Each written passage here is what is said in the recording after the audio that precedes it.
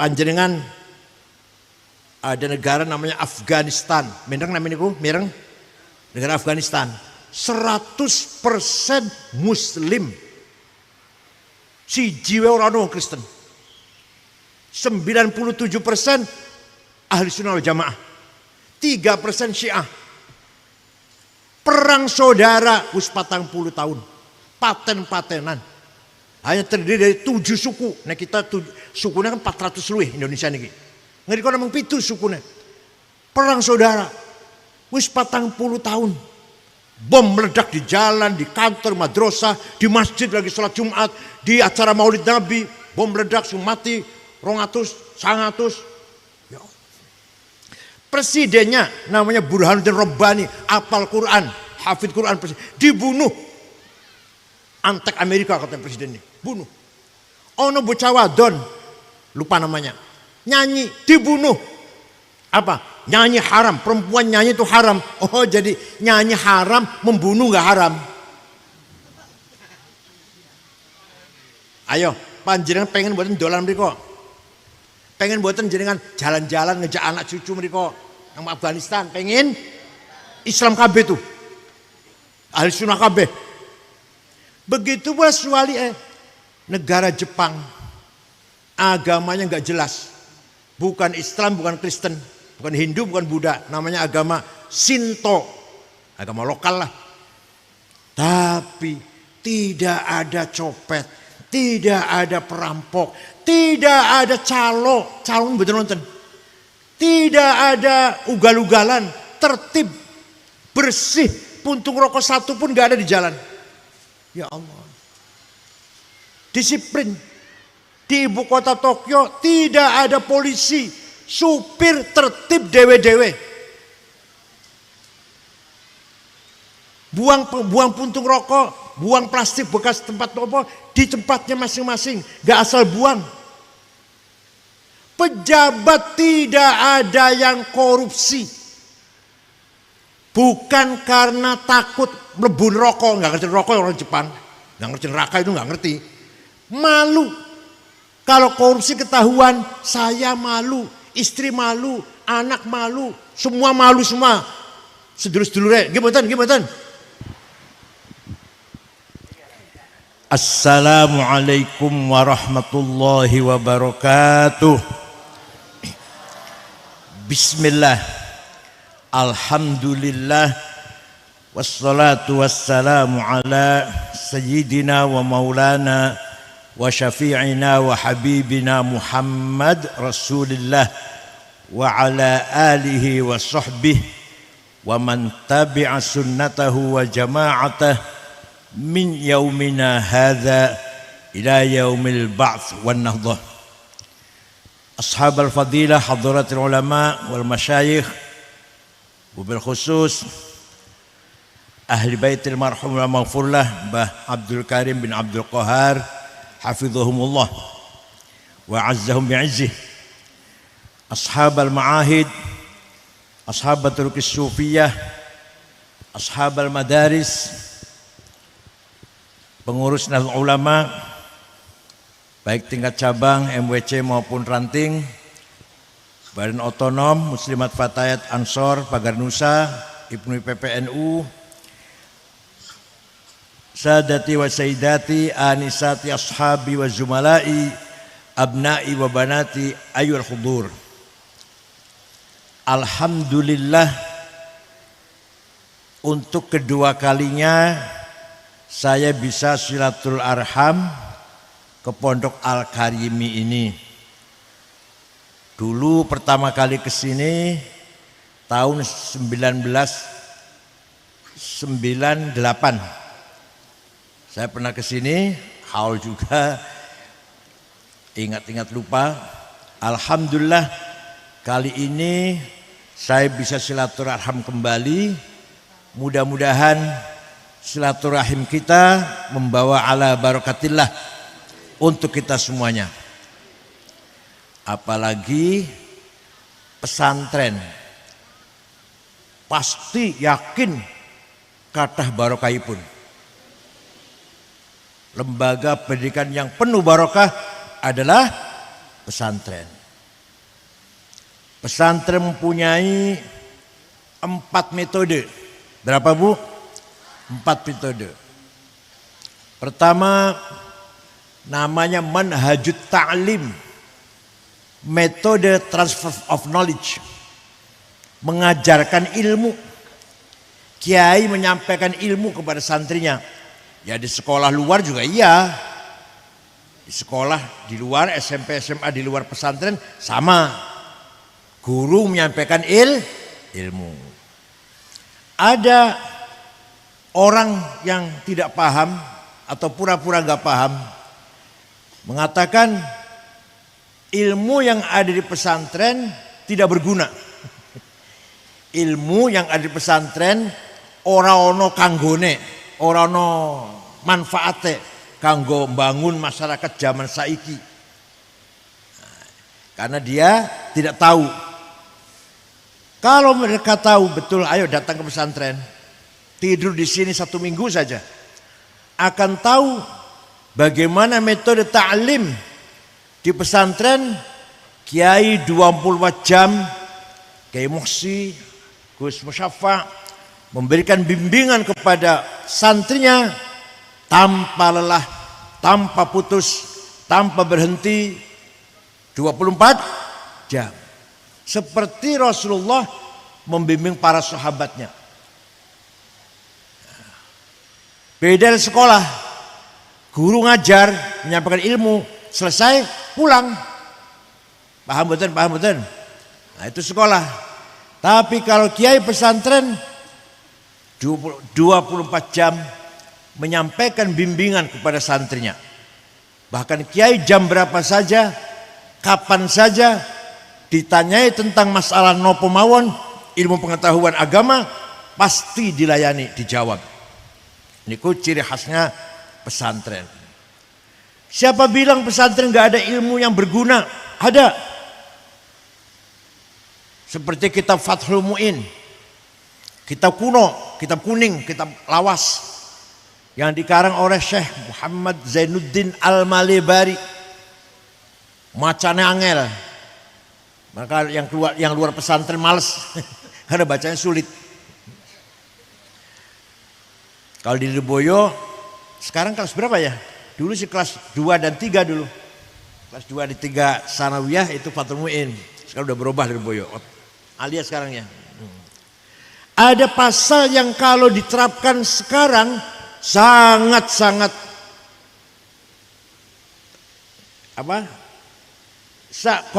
sangat-sangat cocok dan manfaat, berguna. Bunyi Fathul Mu'in begini. Bismillahirrahmanirrahim. Faslun fil jihadi wa huwa fardu kifayatin marratan fi kulli am wa anwa'uhu arba'atun itsbatu wujudillah wa iqamatu syari'atillah wal qitalu fi sabilillah wa daf'u dharari ma'sumin musliman kana aw ghaira muslimin bil it'ami wal iksa'i wal iskani wa thamanid dawa'i wa ujratit tamrid. Apa artinya coba? Pasal ini menjelaskan tentang jihad. Jihad hukumnya fardu kifayah. Ada 4 macam jihad itu dan harus dilakukan menjadi program tahunan. Setiap tahun harus diamalkan. Pertama, nomor 1, bukan ngebom, bukan ngebom gereja, bukan.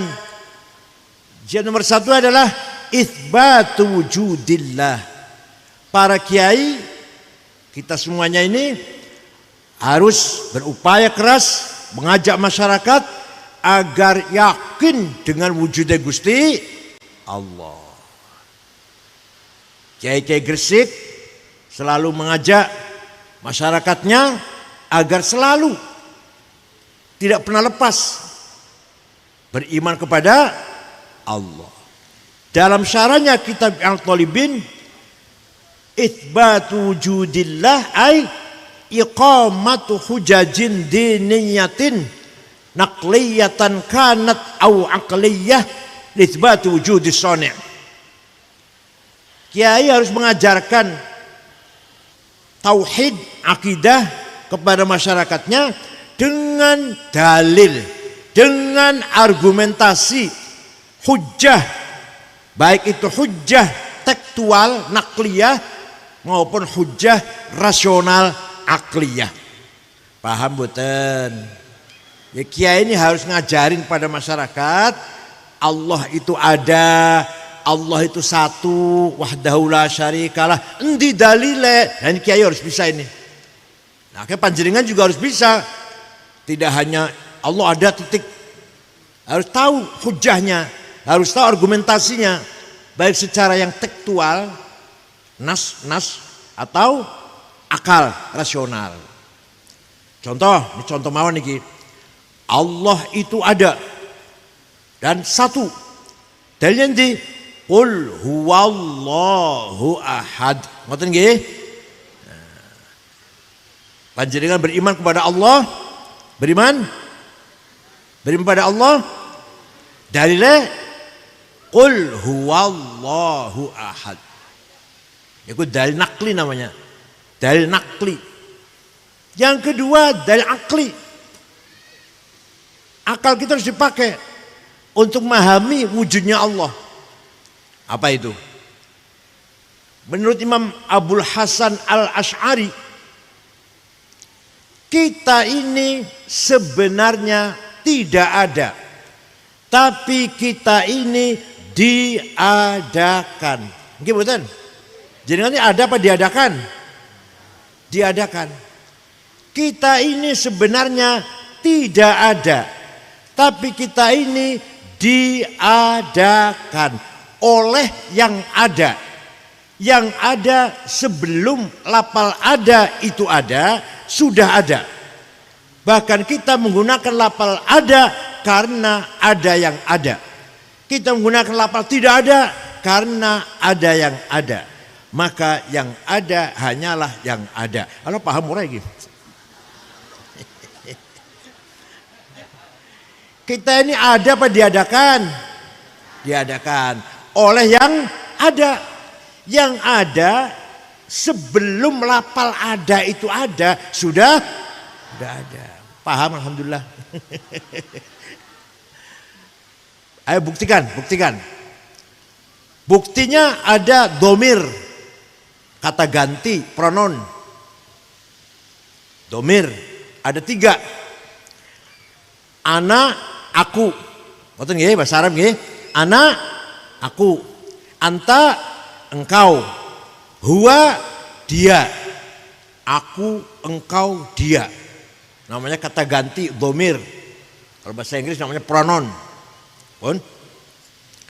Silakan dipakai. Silakan. Kita semua pakai. Ana Sa'id. Ana Khalid. Ana Ahmad. Ana Abdullah. Betul. Betul. Aku Fatimah. Ana Fatimah. Ana Zainab. Pun.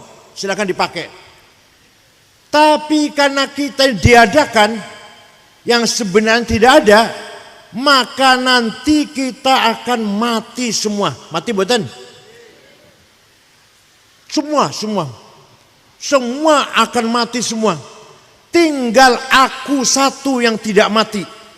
La ilaha illa ana fa'budni. Tidak ada Tuhan kecuali anak. Kecuali siapa itu? Aku siapa di sini? Aku Zainab, aku Maryam, aku Ahmad, aku Khalid, aku siapa ini? Allah. Itu artinya la wujuda illa ana.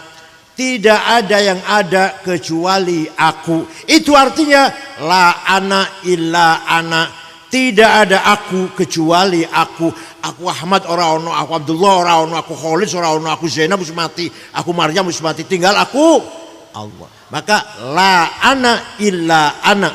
Tidak ada aku kecuali aku. Paham mboten? Untuk paham saya guys. Yang kedua, anta, engkau. Silakan dipakai. Engkau Ahmad, engkau Abdullah, engkau Abu Bakar, seterusnya lah. Engkau Fatimah, engkau Maryam, Zainab pun mati kabeh bakale.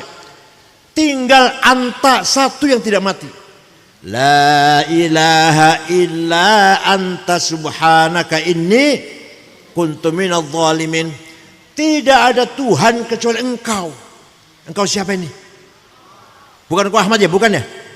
Bukan kau Khalid? Bukan. Bukan kau Zainab? Bukan. Engkau Allah. Artinya la wujuda illa anta. Tidak ada yang ada kecuali engkau. Artinya la anta illa anta. Tidak ada engkau kecuali engkau. Engkau Ahmad ora ono, engkau Abdullah ora ono, engkau Hasan ora ono, engkau Maryam ora ono. Tinggal engkau Allah. Satu lagi huwa, dia. Dia Ahmad, dia Abdullah, dia Hasan, dia Abu Bakar, dia Fatimah, dia Maryam, mati kabeh. Tinggal dia satu yang enggak mati. La ilaha illa huwal hayyul qayyum. Tidak ada Tuhan kecuali dia. Dia siapa? Artinya la wujuda illa huwa. Tidak ada yang ada kecuali dia. Artinya la huwa illa huwa. Tidak ada dia kecuali dia. Paham boten? Jadi yang sesungguhnya aku siapa? Yang sesungguhnya engkau siapa? Yang sesungguhnya dia siapa? Kita ini pinjam. Kita nyilih, pinjam. Maunya berapa tahun pinjamnya? Selawase. Maunya berapa tahun jenengan pinjam aku Said, aku Khalid, aku Hasan, aku Maryam. Maunya berapa tahun? Jawab berapa tahun? Jawabnya yang benar. Terserah yang meminjamkan. Terserah yang punya mau minjam berapa tahun. Siapa roh barkokennya terus dicabut. Paham boten? Ini namanya hujjah aqliyah li itsbati wujudis syani'. Di pesantren diajarkan, di sekolah luar potong telinga saya kalau ini diajarkan. Potong telinga saya kalau ini ada pelajaran kayak gini di sekolah luar. Ketuhanan yang Maha Esa. Ayo jelaskan ayo. Pancasila. Satu, ketuhanan Maha Esa. Ayo jelaskan dari nakli dan akli. Negara kita harus bertuhan masyarakatnya. Dasarnya Pancasila nomor 1. Semua harus beragama bertuhan. Ayo terangkan. Endi dari naklinya, endi dari aklinya. Sing iso ngono kiai pesantren. Paham boten? Pun. Ilmu di pesantren luar biasa. Bukan hanya pesantren, dalam agama Islam. Paham bu? Orang Arab dulu ketika Kanjeng Nabi diutus, bodoh orang Arab itu, buta huruf. Nyun sewu. Beliau Rasulullah juga buta huruf. Ora iso baca, ora iso nulis. Tapi begitu Islam lahir, orang Arab menjadi bangsa yang maju, berani, percaya diri, mendakwakan Islam kemana-mana. Peranannya sahabat adalah nasrul dakwah. Sampai dari Mekah, dari Madinah, sampai ke Maroko, sampai Andalus, Kulon, Mesir, Libya, Jazair, Tunis, Maroko, Andalus, Islam. Ke timur sampai India, lewati Irak, Iran, Afghanistan, terus ngetan. Ke utaranya sampai Asia Tengah, Islam semua itu. Yang menyebarkan Islam adalah para sahabat. Paham betul? Yang menyebarkan Islam kemana-mana para sahabat. Dengan siap berkorban darah, nyawa. Siap mati demi memperjuangkan agama Islam. Ini para sahabat. Tapi setelah para sahabat tidak ada, tinggal generasi tabi'in. Perjuangannya adalah membangun kemajuan ilmu pengetahuan dalam agama Islam. Jadi abad kedua itu ulama-ulama lahir. Bukan hanya menyebarkan agama Islam, bukan, tapi mengisi kualitas pendidikan agama Islam. Abad kedua itu masa tabi'in, Muncul Imam Hanafi, Imam Malik, Imam Syafi'i, Imam Hambali. Lahir Imam Bukhari, Imam Muslim, Imam Abu Dawud, Turmudi, Nasai, Ibnu Majah, Daraqutni, Darimi, Ibnu Khuzaimah, Al-Hakim. Muncul Imam Khalil, Imam Sibaweh, dan seterusnya. Muncul ahli tafsir Imam Tabari. Muncul ahli ilmu hadis Syahabuddin Ar-Romah Hurmuzi. Beliaulah para ulama yang berjasa membangun ilmu pengetahuan. Imam Syafi'i contohnya berjasa besar bu, jasanya ageng sangat. Bukan jasa perang menyebarkan agama Islam, bukan. Membangun peradaban, kemajuan agama Islam. Imam Syafi'i. Contoh, Imam Syafi'i dapat surat dari gubernur namanya Abdurrahman Al-Mahdi, gubernur Transaksania atau Mawaro An-Nahr, sebelah timur. Dibuka suratnya isinya, Syekh, saya ingin paham syariat Islam. Gimana caranya? Gubernur takon dari Imam Syafi'i. Imam Syafi'i memanggil muridnya namanya Robi' bin Sulaiman Al-Muradi. Robi', ayo nulis surat yuk. Ayo nulis Ar-Risalah. Ar-Risalah, surat. Jawab pertanyaannya gubernur. Imam Syafi'i ngendikan, imla, Robi nulis. Akhirnya surat Imam Syafi'i untuk gubernur Abdurrahman Al-Mahdi berjumlah 300 halaman. Yang sekarang menjadi kitab namanya Ar-Risalah. Paham boten? Di sini punya enggak di pesan sini kitab Risalah? Boten Gus. Boten. Tunjukkan pada santri, ini suratnya Imam Syafi'i ini. Suratnya Imam Syafi'i datang gubernur. Sekarang jadi kitab namanya Ar-Risalah, surat. Di agama Kristen, agama Yahudi, gak usah Hindu Buddha, gak usah. Agama Samawi lah. Tidak ada ilmu namanya ilmu usulul fiqh. Piye caranya memahami nas, teks agama. Gak ada. Piye caranya memahami Taurat. Piye caranya memahami Injil. Betul wonten. Di agama Islam namanya ilmu usulul fiqh, yaitu thariqatul istidlal wal istinbat, caranya mengambil dalil pemahaman dari Quran dan hadis. Quran tidak dibaca saja tidak, tapi harus dipahami. Kalau nggak paham salah semua nanti kalau nggak pakai usul fikih. Ayat Quran macam-macam. Ada ayat muhkamah, ada ayat mutasyabihah. Kata Imam Syafi'i, ayat muhkamah ayat yang sudah jelas. Qul huwallahu ahad. Gak butuh tafsir, tidak butuh takwil, sudah jelas. Namanya ayat muhkamah. Apa? Muhkamah. Ayat mutasyabihah, ayat masih remeng-remeng, butuh tafsir. Aula mastumun nisa, suami istri punya wudhu senggolan, batal wudhunya. Senggolan itu apa? Senggolan itu apa? Nah, ini macam-macam mendapat ulama.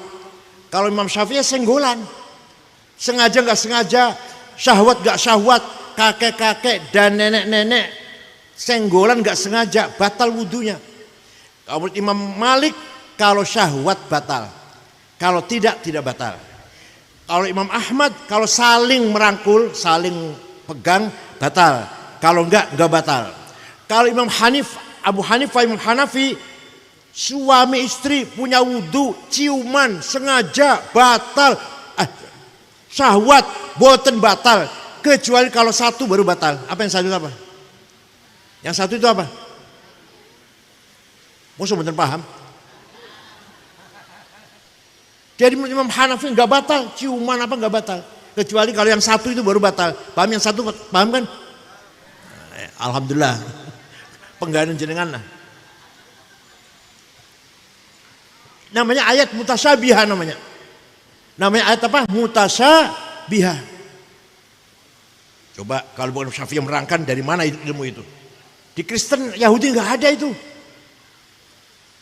Di Islam pun hanya pesantren yang masih doyan ilmu niki. Luar pesantren udah nggak doyan. Ya ada barangkali tapi lah nggak dalam.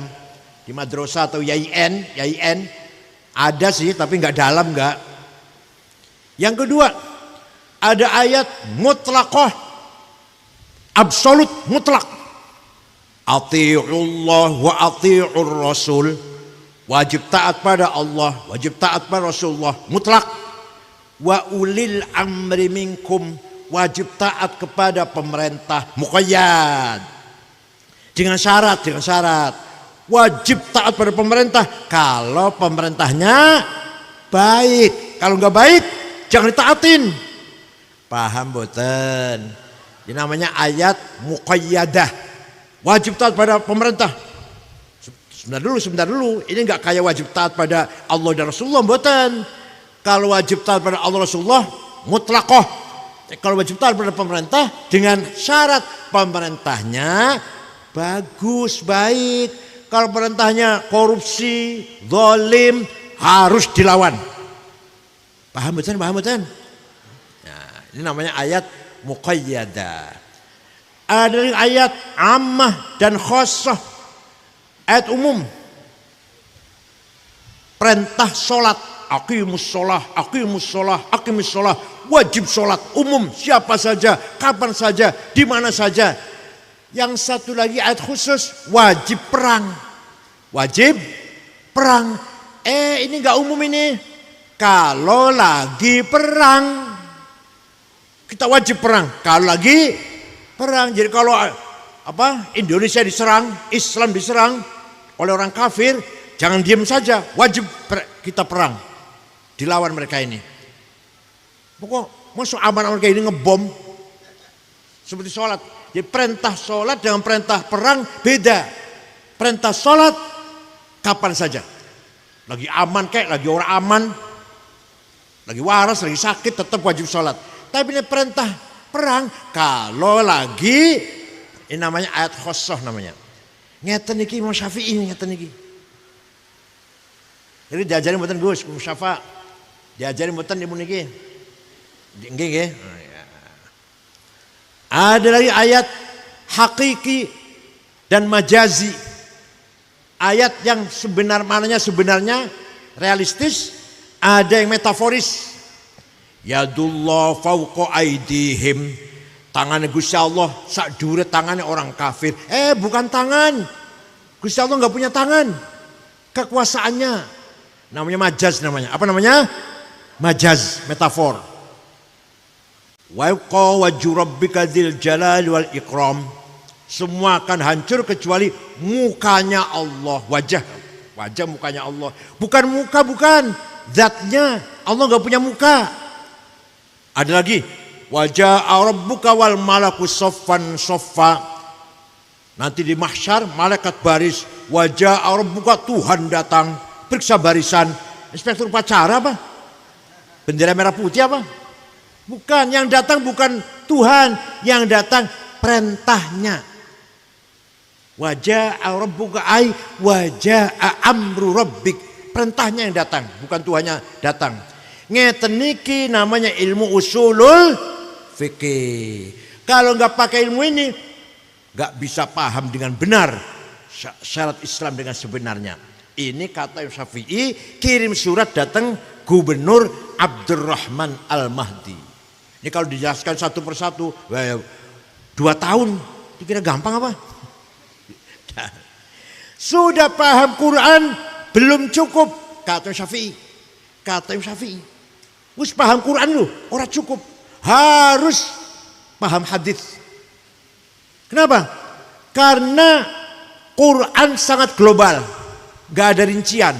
Contoh tadi, aqimus sholah, wajib sholat. Quran tidak menjelaskan berapa kali sholat itu. Wonten boten Quran. Sholat itu 5 kali. Wonten boten? Yang bilang ada berarti nggak pernah baca Quran. Wonten, berarti nggak pernah baca Quran itu. Baca kulhu, falak, nas, al-fatihah, alif lam mim, ayat kursi, lima pisawat, tahlil itu sih. Tahlilan, berkat. Kalau panjenengan baca Quran, Pak, Bu, dari awal sampai akhir ayo baca. Tidak ada keterangan sholat itu 5 kali. Namanya zuhur, asar, maghrib, isya, subuh. Wonten boten Quran. Adanya di hadis. Qala Rasulullah SAW, furidat alaikum khamsu maktubat, al-dhuhr, wal-asar, wal-maghrib, wal-isya, wal-fajr.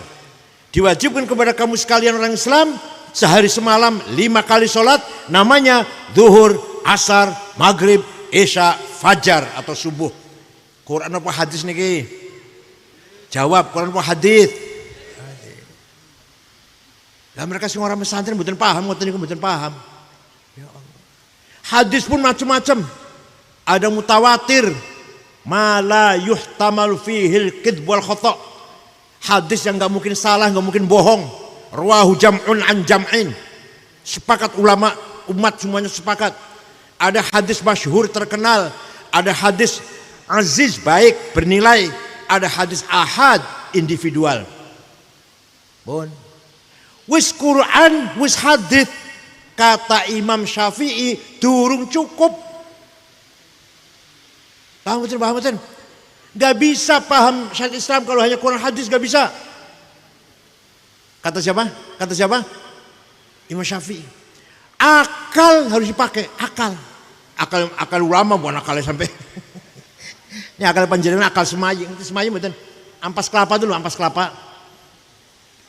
Akal ikan asin lah. Akal ulama. Akal ulama ada 2 macam. Ulama rame-rame kumpul, akal ulama kumpul, pendapatnya ulama kumpul, namanya ijma, konsensus. Apa namanya? Ijma. Contoh hasil ijma apa? Arkanus sholati sab'ata asyar. Rukun sholat 17, takbiratul ihram, niat, berdiri bagi yang mampu, qiraatul Fatihah, baca Fatihah ketika berdiri, ruku, tumakninah, i'tidal, Quran boten wonten, hadis boten wonten, itu hasil ijma'nya ulama. Sholat harus takbiratul ihram, harus niat, harus berdiri bagi yang mampu, harus baca Al-Fatihah, harus ruku, harus tumakninah, i'tidal, sujud. Penjelasan kayak gitu tuh loh. Teng hadis mawon boten wonten. Wonten hadis. Rukun sholat 17. Wonten. Wonten. Gak usah jawab tahu macam hadisnya. Boten wonten Pak, boten wonten. Apalagi di Quran, di hadis pun boten wonten. Iku produk hasil ijma'nya ulama. Maka kita harus ikut ulama. Harus taklid. Ada orang sholatnya bagus. Saya tanya, ente sholatnya bagus sekali, belajar dari mana? Oh, saya belajar dari Quran dan hadis. Wallahi bohong. Kalau hanya Quran dan hadis gak bisa sholat. Gak bisa. Yang benar jawabnya belajar dari ayah saya. Ayahnya dari kiainya. Dari Mbah Karim, dari gurunya, dari Mbak Guru, dari gurunya. Mentok nang Imam Syafi'i. Imam Syafi'i punya guru Imam Malik. Imam Malik punya guru Imam Rabi'ah. Imam Rabi'ah punya guru Imam Kharijah. Imam Kharijah putra sahabat Zaid bin Thabit. Zaid bin Thabit ya gurunya Rasulullah sallallahu alaihi wasallam. Paham boten? Itu akal rame-rame, akal kolektif namanya. Ada akal individual, akal ulama dewe-dewe, namanya kias. Apa namanya? Analogi. Ada 9 kias: burhani, aulawi, mantiki, jadali, istiqra'i, tamthili, khitabi, syi'ri, iqna'i. Contoh, sabu-sabu halal apa haram? Jawab Bu, jawab. Sabu-sabu, narkoba, sabu-sabu halal apa haram? Ini Quran wonten? Inna sabu haram. Wonten? Kok berani mengharamkan, berani? Kok wani-wani mengharamkan? Qurannya enggak ada. Hadis wonten? Qala Rasulullah SAW sabu haram. Wonten? Enggak ada. Lah kok berani kita mengharamkan? Menggunakan kias. Apa? Kias namanya kias burhani. Kias fakta. Ini barang memabukkan. Kalau memabukkan berarti podo karo khomer. Khomer di Quran ada haram. Ya ayyuhalladzina amanu innamal khomru wal maisiru wal ansabul azlam rijsum min amali syaitan. Khomer itu haram, perbuatan setan. Fajtanibuh, tinggalkan khomer itu. Jangan kamu minum. Lagi barang memabukkan berarti podo karo khomer. Khomer haram berarti barang haram. Hadza muskirun. Ini misalkan ini sabu-sabu misalkan hadza muskirun, ini barang memabukkan. Wa kullu muskirin khamrun, setiap mabukkan masuk kategori khamr. Wa kullu khamrin haram, khamr itu haram. Fahadza haram, maka ini barang pun haram. Ini namanya menggunakan mantik namanya. Ada muskirun muqaddimah sughra, primus minor. Wa kullu muskirin khamrun namanya muqaddimah kubra, primus major. Wa kullu khamrin haram namanya qaul syarih, legal statement. Natijahnya, konklusinya fahadza haram. Paham boten? Niki ilmunya ulama niki. Ilmunya kiai ini. SAG aja belum paham. SAG aja belum tentu paham ini SAG ini. Ini punya kiai ini. Ini punya kiai Dimyat Rois Kaliwungu, kiai Maimun Sarang. Contohnya itu. Ilmunya kiai atau Gus Baha, ini kayak ini ilmunya ini. Paham betul? Jadi tanpa ijma dan qiyas, metode akliyah, metode akal, kita nggak bisa ngapa-ngapain. Contoh lagi qiyas aulawi. Qiyas aulawi. Nempeleng ayah ibu kenging mboten. Quran betul melarang tuh. Quran tidak melarang, jangan mukul ayah ibu, nggak ada. Yang ada wala taqul lahuma uffi wala tanharhuma. Kamu jangan bentak-bentak. Kamu jangan ngomong kasar dengan ayah ibu. Kalau gitu kita masuk rumahnya ayah ibu, nggak usah ngomong, tempelengnya aja. Boleh nggak itu? Kok nggak boleh? Yang dilarang bentak-bentak, ngomong kasar dilarang, nempeleng dilarang betul. Nah, harus pakai kias aulawi. Kalau bentak saja dilarang haram, kalau ngomong kasar saja dosa, lebih-lebih nempeleng. Namanya kias aulawi, lebih-lebih. Apa? Lebih-lebih. Wala taqrabuz zina innahu kana fahishatan wa sa'a sabila. Kamu jangan mendekati zina. Pedek-pedek apa bahasa Jawanya apa mendekati? Nyedek-nyedek. Kamu jangan nyedek-nyedek zina. Sini dilarang apa nih? Yang dilarang apa ini yang dilarang? Mendekati. Zinanya haram betul. Yang dilarang mendekati. Wala taqrabu, ojo cedek-cedek, ojo mendekati az-zina, zina. Kalau gitu zinanya boleh enggak? Yang dilarang ini mendekati, yang dilarang. Paham itu jaringan? Yang dilarang oleh Quran mendekati. Lah zinanya haram betul. Lebih-lebih, jawabnya gitu jawabnya. Zinanya gimana? Lebih-lebih, namanya qiyas aulawi. Paham nopo mboten? Dengan adanya, nih dengarkan penting biar jangan paham. Dengan adanya metode ijma dan qiyas, dengan adanya cara berpikir yang namanya ijma dan qiyas, melahirkan ilmu fikih.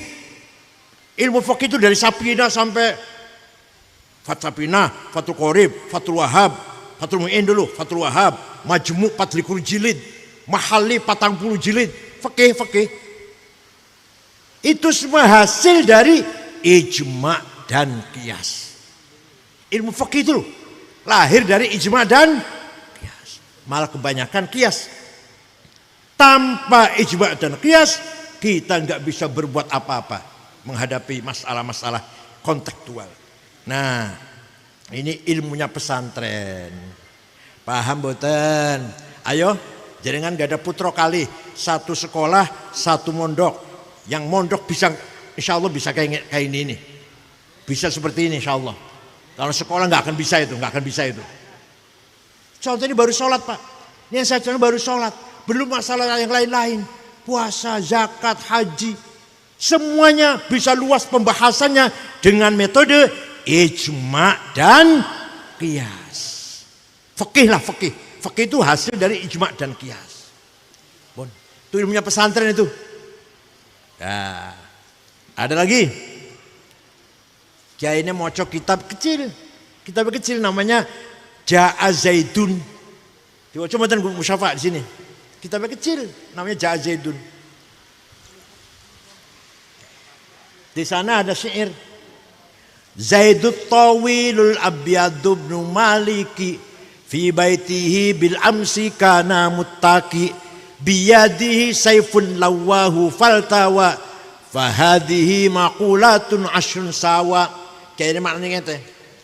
Zaidun utawi Zaid iku at-tawil wonge dhuwur, al-abyadu kulite putih, Ibnu Malik anake Pak Malik, fi batin jero omahe bil amsi wingi kana mutaki tongkrong, biadi sayfun tangan nyekel golok, lawahum bengkokaken Zaid ing golok, fal tamu jadi bengkok opo golok. Paham betul? Paham betul? Buatan paham. Karena kalau lihat telek nggak paham.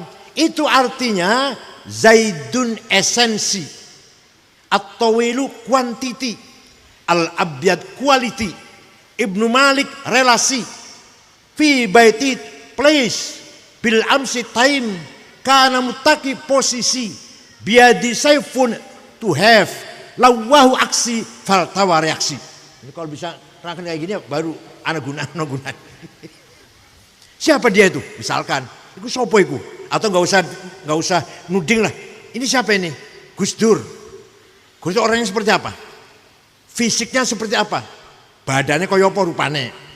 Wes, kualitasnya seperti apa? Kualitasnya. Kehebatannya Gus Dur seperti apa? Udah, kalau udah tahu hubungannya Gus Dur ini orang lain seperti apa? Kapan Gus Dur presiden? Di mana? Di Indonesia. Karena mutaki posisi jadi presiden. Biadi sayfun, Gus Dur punya kekuatan. Kemudian lawahu bengko akan sopo Zaid ing golok. Artinya Gus Dur punya aksi. Faltawa reaksi dari akibat dari aksi tersebut. Ini namanya kategori 10 namanya. Itu di pesantren adanya. Paham boten? Ya Allah. Kalau panjenengan monggo putra teng pesantren insyaallah pinter-pinter insyaallah. Asal bocah rajin kayaknya yang rajin juga. Pun ngoten pun masih kata. Kalau ngomong ilmu masih kata. Nomor 2 tadi metode taklim namanya. Nomor 2 di pesantren manhajut tadris. Apa? Mengamalkan ilmunya. Di sekolah nggak ada ini. Di sekolah nggak ada. Di pesantren kiai ini bukan hanya mulang, bukan hanya ngaji, tapi mengamalkan ilmunya. Santrinya diajak mengamalkan ilmunya.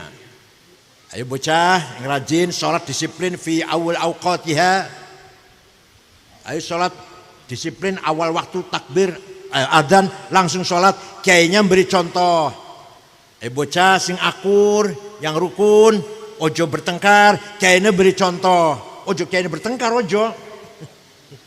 Bocah ini sesu yaum tarwiyah, yaum arafah, sunnah puasa, kiainya puasa. Tamu harus dihormatin, tetangga harus dihormati, orang susah harus ditolong, kiainya juga mempraktekkan omongannya. Ini namanya manhajut tadris. Manhajut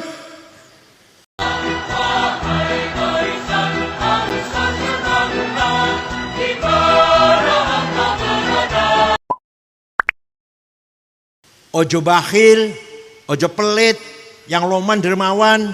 Kalau kita punya membantu yang fakir miskin, kayaknya beri contoh, bukan hanya pidato, bukan hanya ngomong. Nah, manhajut tadris. Sekarang Masya Allah, wong pinter tapi tidak mengamalkan ilmunya, kata mboten. Sing korupsi niku wong pinter apa wong goblok? Korupsine mboten apa? Mboten ukur-ukuran. Waktu Setia Novanto ketua Golkar, ketua DPR, korupsi 2,5 triliun kulo kaget, Masya Allah. Korupsi 2,5 triliun. Masih kalah. Diungkuli mana menteri Kementerian Kominfo 8 triliun. Kaget mana aku, kaget. Ya Allah. Masih kalah. Diungkuli mana karo Darmadi namanya. Korupsi 70 triliun. Masih kalah. Sekarang PT Timah korupsi pinten 300 triliun. Wong pinter apa wong bodoh niku? Pinter tapi tidak mengamalkan ilmunya. Wong bodoh nyolong sendal ning masjid. Wong pinter pabrik sandal yang dicolong. Wong bodoh nyolong ayam 5 wis 5, 10 wis 10. Wong pinter peternakan ayam dirampok. Wong bodoh nyolong buah-buah atau nyolong apalah buah-buahan tanaman. Misalkan nanam padi apa nanam berambang dicolong. Wong pinter tanahnya direbut, tanahnya orang. Sertifikatnya diganti. Dudu nyolong tandurannya dudu tanah sekalian. Paham boten? Monggo putra-putra panjenengan, tidak ada jalan lain kecuali di pesantren. Menawi kita ingin selamat dunia akhirat. Di sekolah tidak ada tekanan agar mengamalkan ilmunya, enggak ada. Sekarang apalagi cara berpolitik kita ini. Nyun sewu, bukan saya bicara politik, enggak. Pelajaran politik di universitas, jurusan politik sangat baik. Baik Pak. Apa itu namanya demokrasi? Demokrasi ada berapa macam? Bagaimana praktekkan demokrasi? Wonten pelajaran saya. Prakteknya saya mboten. Saniki hasil ilmu dari universitas sarjana jurusan sosial politik nggak kanggo nih DPR, nih gedung DPR nggak kanggo isan, nggak kanggo karena teori tinggal teori, prakteknya jauh dari teori yang dia kuasain. Naudzubillah. Namanya hajut tadris, Masya Allah, kiai itu telaten kiai niku. Ono bocah males jamaah, males apa? Ya. DOP ini dipelihara. Hatta Kiai Mahrus, Kiai besar di Boyo. Kalau subuh semua bocah dibangunkan. Kiai Maksum Jogja juga sama. Setiap subuh membangunkan santri-santrinya. Coba Kiai besar itu, kok kober masih, telaten masih. Santrinya dibangunkan satu-satu kamar digedorin. Ayo sholat. Ini namanya manhajut tadris. Yang ketiga, manhajut ta'dib. Kiai pesantren memberikan pelajaran akhlakul karimah. Paham boten? Ayo, panjenengan dua putra kalih. Yang satu pesantren, yang satu tidak pesantren sekolah. Nanti adabe karo panjenengan pasti beda. Nggih mboten? Yang pesantren misalkan lewat di depan ayahnya munduk-munduk memberikan sesuatu tangan kanan. Mau bicara dengan halus, dengan sopan, nurut, gampang diatur. Sing keluar sekolah belum tentu itu. Jangan rasakan betul, jangan rasakan enggak? Yang keluar pesantren insya Allah birrul walidain, taat pada dua orang tua, hormat ibu, hormat ayah. Keluar pesantren, yang bukan keluar pesantren belum tentu itu. Bahkan banyak anak melawan orang tuanya. Anak menyakiti orang tuanya karena bukan pendidikan pesantren. Gimana? Tidak ada manhajut ta'dib. Metode membentuk anak itu berperadaban. Insya Allah kalau pesantren, Kalau sudah jadi jenderal, jadi konglomerat wong sugih, jadi pejabat, tetap akhlaknya mulia. Paham betul? Pejabat tinggi aja kalau keluar pesantren dengan saya hormat. Jenderal mantan kasat saniki wis pensiun, kasat Pak Jenderal Dudung. Itu dulu pesantren di Buntet Cirebon. Kalau dengan kiai cium tangan. Itu ajaran pesantren. Orang kaya pun kalau dengan kiai masih cium tangan. Ajaran pesantren itu takdim. Mari kita bangun akhlak masyarakat Gresik ini. Orang Gresik akhlaknya sudah baik belum? Jawab, orang Gresik akhlaknya baik belum? Baik. Coba saya bandingkan, coba ini. Coba. Saya pernah pergi ke Australia tahun 2011. Setengah bulan keliling 6 kota. Ceramah dakwah. Melbourne, Canberra, Brisbane, Adelaide. Terakhir di ibu kota Sydney. Ibu kota Sydney kan. Ceramah di masjid pada zuhur. Lepas ceramah, besok pulang ke Jakarta. Beli oleh-oleh. Toko, banyak toko itu saya beli oleh-oleh. Dapat 2 kardus oleh-olehnya. Ya celana, ya kaos, ya apalah oleh-oleh. Bawa ke hotel, beresin. Ternyata HP saya hilang. Karena kita pikiran tentang oleh-oleh tok itu, orang mikirnya HP. Hilang HP-nya. Tak golin nang kasur-kasur, tak wolak-wali pojok-pojok, betul wonten. Ya wis lah. Wis. Besok pulang beli lagi di Jakarta. Setengah 10 malam ada orang ngetok pintu. Saya buka, pegawai hotel dengan satu orang bawa HP saya. Ini HP Bapak ketinggalan di toko saya. Orang Australia itu Pak. Kira-kira kalau HP tertinggal di warung dukun, piye yo?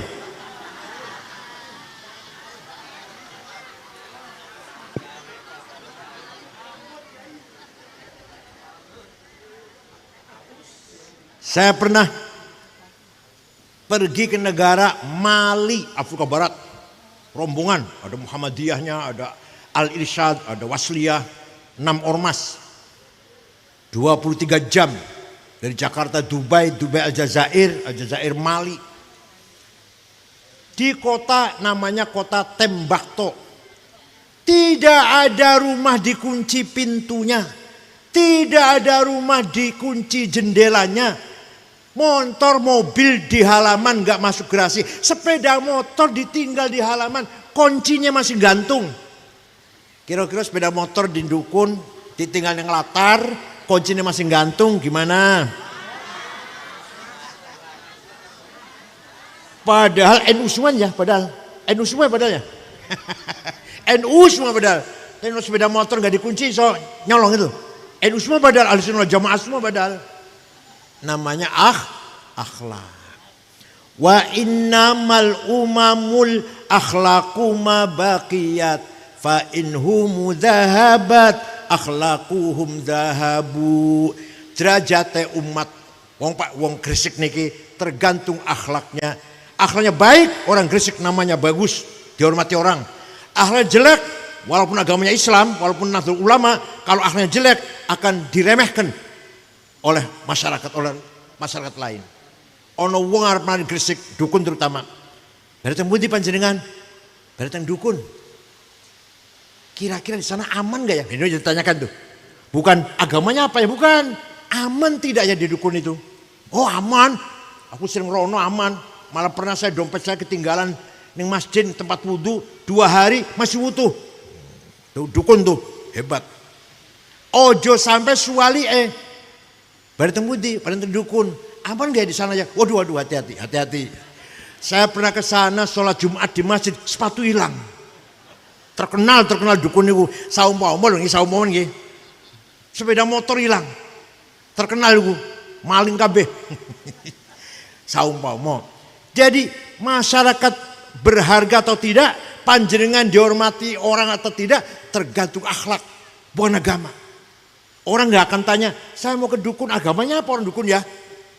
Gak akan tanya itu. Aman tidak ya ke sana? Panjenengan Ada negara namanya Afghanistan. Mireng namanya niku, mireng.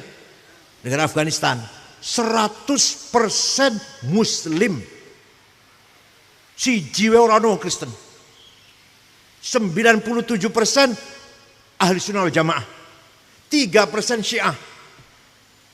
Perang saudara wis 40 tahun. Paten-patenan. Hanya terdiri dari 7 suku. Nah kita sukunya kan 400 luwih Indonesia niki. Ngeri kono mung 7 sukune. Perang saudara. Wis 40 tahun. Bom meledak di jalan, di kantor, madrasah, di masjid lagi sholat Jumat, di acara Maulid Nabi, bom meledak, mati 200, 100. Ya. Presidennya namanya Burhanuddin Rabbani, apal Quran, hafid Quran, dibunuh. Antek Amerika kata presiden ini, bunuh. Ono bocah wadon, lupa namanya, nyanyi, dibunuh. Apa? Nyanyi haram, perempuan nyanyi itu haram. Oh jadi nyanyi haram, membunuh nggak haram. Ayo, panjenengan pengen buatin dolan mriko. Pengen buatin jenengan jalan-jalan ngejak anak cucu mriko nang Afghanistan, pengen Islam kabeh tuh. Ahli sunnah kabeh. Begitu pula suali negara Jepang. Agamanya nggak jelas. Bukan Islam, bukan Kristen. Bukan Hindu, bukan Buddha, namanya agama Shinto, agama lokal lah. Tapi tidak ada copet, tidak ada perampok, tidak ada calon betul nonton. Tidak ada ugal-ugalan, tertib, bersih, puntung rokok satu pun gak ada di jalan. Ya Allah. Disiplin. Di ibu kota Tokyo tidak ada polisi, supir tertib dewe-dewe. Buang puntung rokok, buang plastik bekas tempat rokok di tempatnya masing-masing, gak asal buang. Pejabat tidak ada yang korupsi. Bukan karena takut mlebu rokok, gak ngerti rokok orang Jepang, gak ngerti neraka itu gak ngerti. Malu. Kalau korupsi ketahuan, saya malu, istri malu, anak malu, semua malu semua. Sedulur-sedulurnya, gimana? Di sini ada malu nggak ya di Indonesia ini? Ada malu nggak ya?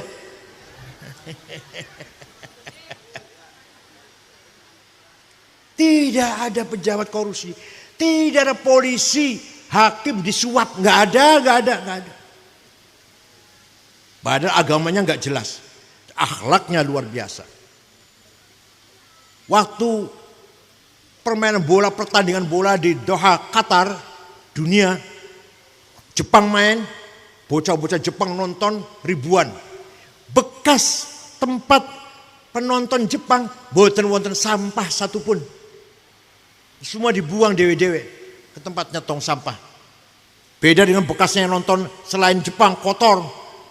Paham boten? Nah, ini namanya akhlakul karimah. Monggo dicoba Gresik atau minimal dukun akhlaknya baik misalkan. Dicoba nggih? Coba nanti malam sepeda motor nggak usah dimasukkan rumah, coba.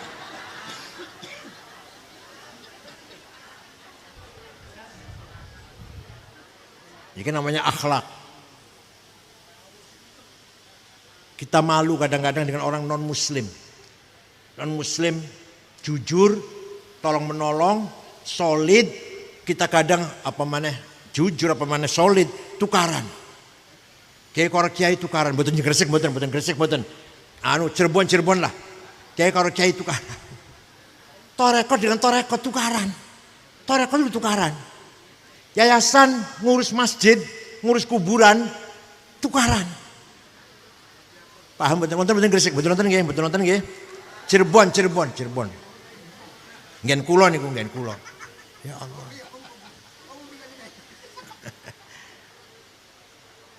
Jadi khotib masjid rebutan. Kalau enggak dia tersinggung. Enggak mau makmum di situ. Pindah sholatnya masjid lain. Sebenarnya aku nangkene khutbah iki. Cirebon. Mungkin betul nonton. Hal yang saya hormati. Kembali pada akhlakul karimah. Manhajut ta'dib. Rasulullah SAW ganteng, gagah. Quran mboten memuji. Mboten ngalem. Muhammad kamu ganteng, Muhammad kamu gagah, nggak ada itu ayatnya. Nabi Muhammad pinter, sukses. Nggak ada di Qurannya Muhammad kamu pinter, Muhammad kamu sukses. Yang ada di Quran, wa innaka la'ala khuluqin azim. Sungguh engkau Muhammad orang berakhlak mulia. Jembar dadane, pemaaf. Waktu Fathu Makkah, Mekah yang tadinya menyakiti orang Islam, membunuh sahabat, ngusir Nabi Muhammad. Sekarang Nabi Muhammad datang ke Mekah tahun 8 Hijriah dengan pengikut kurang lebih 12.000. Orang Mekah ketakutan kalau Muhammad akan balas dendam. Tapi mereka sembunyi, ngunci dalam rumah, pintunya dikunci ketakutan. Begitu Nabi Muhammad masuk kota Mekah, waktu duha, ya jam-jam 8-9 lah. Al-yaum yaumul marhamah. Hari ini hari rekonsiliasi, nyambung seduluran, karena kabeh penduduk Mekah tuh karo Kanjeng Nabi masih ono sedulur kabeh, masih koroba sama-sama Quraisy. Hari ini hari seduluran, gak ada permusuhan, tidak ada dendam, gak ada balas dendam. Yang sudah saya maafkan semuanya. Ya Allah, yang dulu menyakiti Muhammad, melempari batu, ngidoni malah meludahi Muhammad, dimaafkan semua, nggak ada balas dendam. Saged panjenengan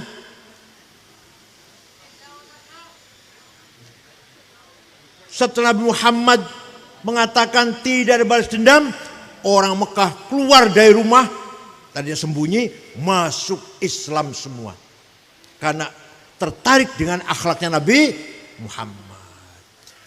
Dipuji oleh Al-Quran, fabima rahmatin minallahi linta lahum walau kunta faddan ghalidhal qalbi lan faddu min hawlik fa'fu anhum wastaghfir lahum washawirhum fil amr fa idza azamta fatawakkal 'ala Allah innallaha yuhibbul mutawakkilin. Muhammad, kamu santun, kamu pemaaf, kamu baik. Maka mereka orang Mekah berbondong-bondong masuk Islam.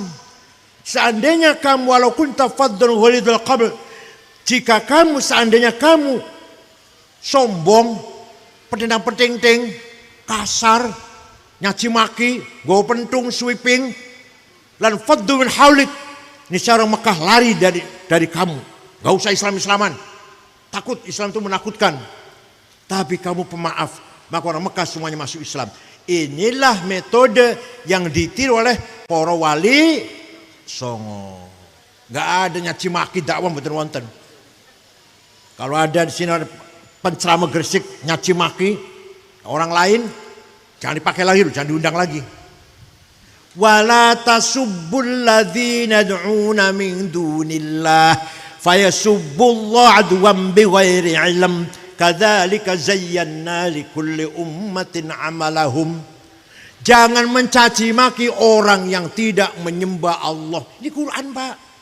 Jangan mencaci maki orang yang tidak menyembah Allah. Orang Kristen, orang Yahudi, orang Hindu, orang Buddha, Konghucu. Ojo dinyek, ojo dicaci maki. Quran itu. Kita dakwah, tapi jangan cara yang tidak kasar, tidak mencaci maki, tidak menyakitkan hati. Kita dakwah. Itulah metode dakwanya para wali songo. Itulah yang saya maksud dengan Islam Nusantara. Islam yang ramah, Islam yang santun, Islam yang toleran. Fa'fu anhum, Muhammad maafkan orang Mekah, wastaghfir lahum, dan mintakan maghfirah, ampunan kepada Allah untuk orang Mekah. Ayo panjenengan saged boten niru. Saged boten niru Kanjeng Nabi, saged boten? Ya Allah, wong sing nyolong sepeda motor kula, Pak kula maafkan, saged? Orang bawa nipu kula 10 juta, saya maafkan. Ya Allah, muga-muga panjenengan ngapura ning dosane wong kang nipu kula, kang nggawa mlayu sepeda motor kula, nipu kula 10 juta, panjenengan maafkan ya Allah. Saged?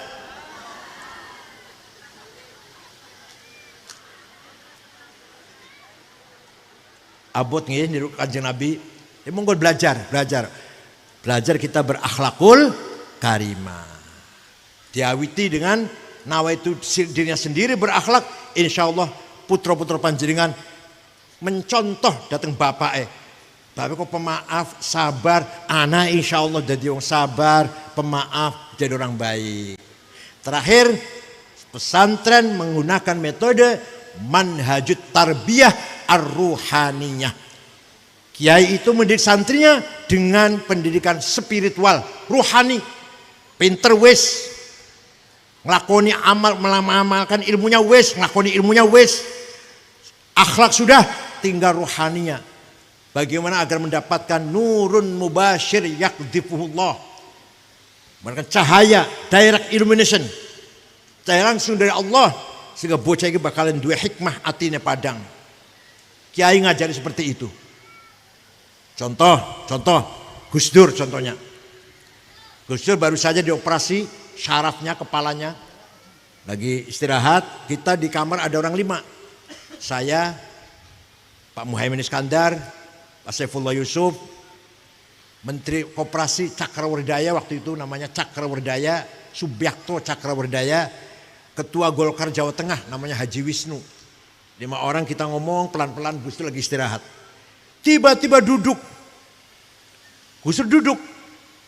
Mengko aku bakal jadi presiden. Kita orang 5 ini kaget, ini Gus Dur udah konslet ini. Udah konslet. Udah waras ini. Jadi presiden betul. Yang ngasih tahu Gus Dur mau jadi presiden siapa? Gurunya, kiainya. Mocon yang kitab wonten. Boten. Nurun mubashir yakdibullah. Direct illumination. Nur yang langsung dari Allah. Dibisikkan kepada Gus Dur. Namanya khawatir namanya. Khawatir ilahiyah. Pun. Pagi-pagi olahraga jalan-jalan. Jam 8:30 mampir ke Griya Kulo. Karena rumah saya di Gus Dur 100 meter lah paling. Minta minum. Air putih. Roti tawar. Saya buka AC. Tidur. Ngorok malah. Teng kursi ini tidur 20 menit. Bangun, tangi, wungu. Kang Said mengko sampeyan nek wis umur 56 dadi ketua umum PBNU. Bener. Waktu saya terpilih di Makassar usia saya 56. Itu kata siapa itu? Wah kata nih dongeng itu orang cerita tentang kehebatan Gus Dur kata. Seminar di Gedung Pustaka Nasional. Temanya mengenang jasa Jenderal Simatupang. Almarhum wis mati Jenderal Simatupang. Narasumbernya 4 orang. Muslim 2, Katolik 2. Pak Rudini, Jenderal Rudini dengan Gus Dur, Muslim. Yakub Utomo dengan Romo Muji Sutrisno, Katolik. Gus Dur datang terlambat dengan saya. Karena di atas sudah mulai, Pak Gus Dur di bawah, gak langsung naik ke panggung. Di kursi tidur nyenyak. Pas gilirannya disebut saya bangunkan, Gus panjenengan Gus. Naik saya tuntun naik ke atas. Omongane wong telu, Pak Rudini, Romo Muji, Yakub Utomo yang punya Kompas itu dikomentari kabeh. Omongane wong telu itu dikomentari. Tadi Romo mengatakan demikian, tadi pada yakin tidur padahal. Tadi Pak Yakub Utomo ngomong demikian. Kalau yang benar ya dia katakan itu benar sekali. Kalau yang dia nggak setuju ya saya tidak setuju. Tadi kata Pak Rudini demikian, saya tidak setuju. Kalau pendapat saya begini. Padahal sare ngorok kemeringet malah tidurnya itu. Paham boten? Mudah-mudahan Kiai Gresik wonten sing ngoten boten. Kota Wali masa ora ono. Mudah-mudahan pesantren Al-Karimi juga bisa menghasilkan sahibul hikmah. Kiai yang punya wisdom, kearifan hati, bukan hanya otak tapi kearifan hati. Kearifan qalb, basirah, domir, fuad, asrar, latifah. Itu yang digodok dalam ilmu hikmah. Basirah, penglihatan hati. Mana baik, mana buruk. Domir, memerintahkan yang baik, melarang yang buruk. Fuad, memutuskan kamu benar atau kamu salah, saya benar atau saya salah. Asrar, mengetahui rahasia alam semesta ini. Latifah, software, perangkat yang lembut yang bisa memahami segala sesuatu yang rahasia. Namanya lataif atau latifah. Ini antara lain manhajut tarbiyah ar-ruhaniyah. Monggo pesantren Al-Karimi didukung nggih. Mudah-mudahan semakin maju, semakin bermanfaat, semakin menjadi marji', rujukan, tempat pitakone masyarakat Gresik. Pesantren Al-Karimi menjadi tempat pitakone masyarakat Gresik dalam hal agama. Alhamdulillah pesantren saat ini bludak semuanya. Lirboyo itu waktu saya di Lirboyo tahun 68 sampai 71, santrinya 2.500. Sekarang berapa? 40 lebih 43 ribu Lirboyo. Ya Allah, satu kamar 100 orang sekarang. Dulu saya satu kamar 12 orang dulu. Sekarang satu kamar 100, hanya nyantol ke baju tok karo tas, karo koper. Semakin menarik pesantren. Karena apa? Melihat anak-anak yang di luar pesantren akhlaknya rusak, narkoba, tawuran, menyebarkan hoax, main HP, main YouTube, main Google, yang pasti banyak madorotnya tenimbang baiknya. Monggo putra panjenengan pesantren. Cari pesantren yang betul-betul mu'tabar. Jangan pesan asal-asalan. Jangan Wahabi, awas keliru pesan Wahabi, awas. Cari pesantren. Lirboyo boleh, Tebuireng monggo, Ploso monggo, Sidogiri monggo. Yang jelas Sarang, Rembang monggo. Sudah jelas menghasilkan output atau alumni menjadi ulama, menjadi panutan, qudwah bagi umat Islam di Indonesia ini. Cekap semanten mawon, mugi wonten manfaatipun. Mudah-mudahan Kiai Muhsi diberi kekuatan zahir batin fi khidmati ulumiddin al-islamiyah ala tariqat al-sunnah wal jamaah. Syukran wa dumtum fil khair barakati wan najah wallahul muwaffiq ila aqwamit thariq. Wassalamualaikum warahmatullahi wabarakatuh.